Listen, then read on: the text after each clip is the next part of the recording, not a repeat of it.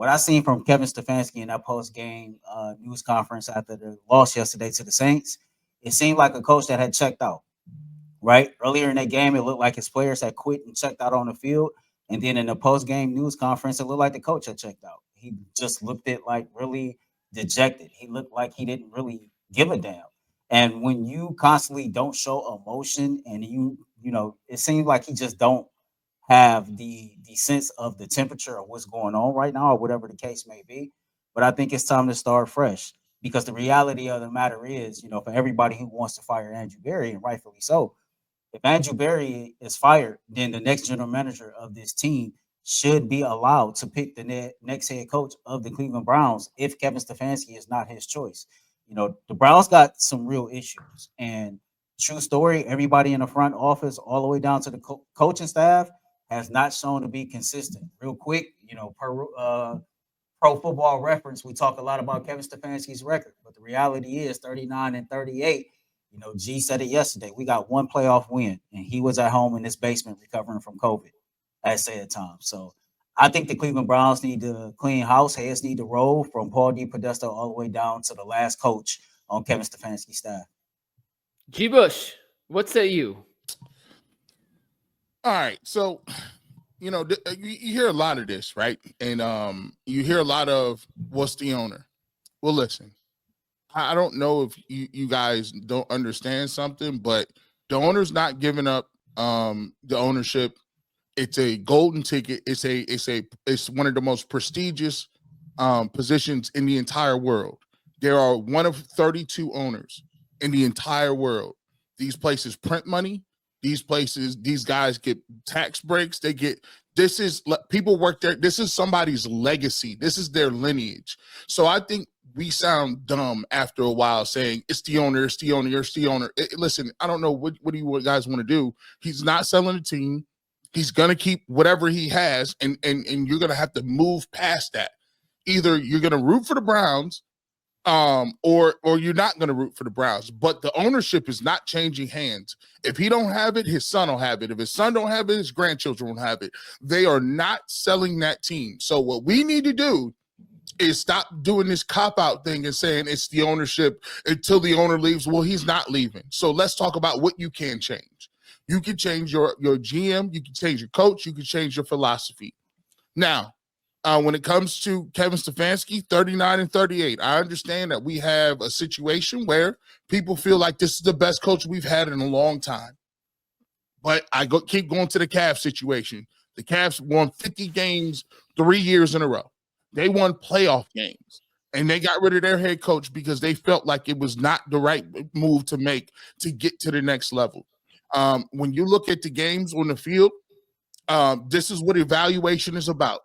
You are what you put on tape. And so Kevin Stefanski say, I was dealt a raw deal, and Deshaun Watson muddied the whole thing, and we had injuries.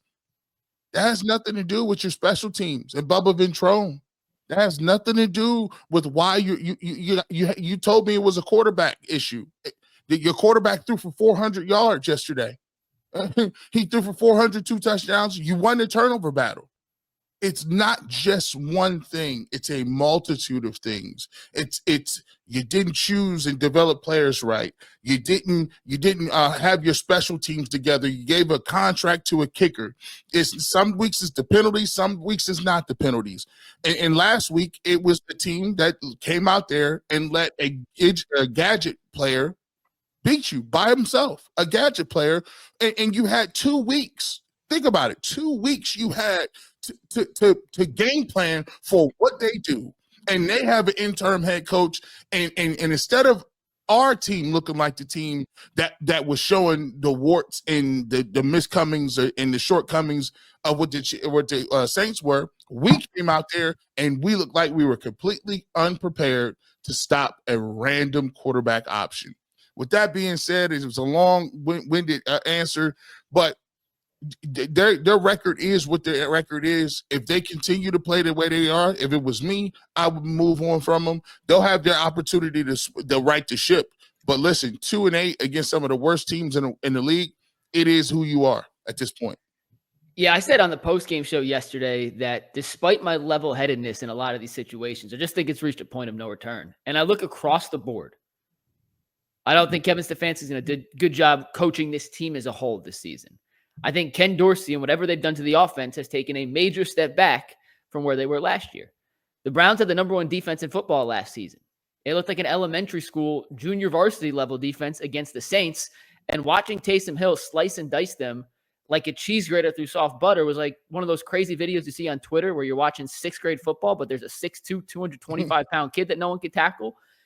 I'm not sure if I'm willing to say the players quit yesterday, but there are ways to quit without quitting, G, and you know that better than anyone. When you see guys consistently trying to make arm tackles instead of putting a shoulder pad into a guy's into his thigh and try to take him down. The Browns were making and attempting and missing, so making is not even the right word. We're trying to arm tackle everybody, and you saw Taysom Hill ran through about, I don't know, he had 7 carries yesterday. I would say 27 different arm tackles en route to 138 yards and 3 touchdowns. The top of the organization starts with Andrew Berry, as high as you can get, because you're not touching Jimmy Haslam. Gee, you're right. He's not going to sell it. He's building a new stadium. Organizations and sports teams print money.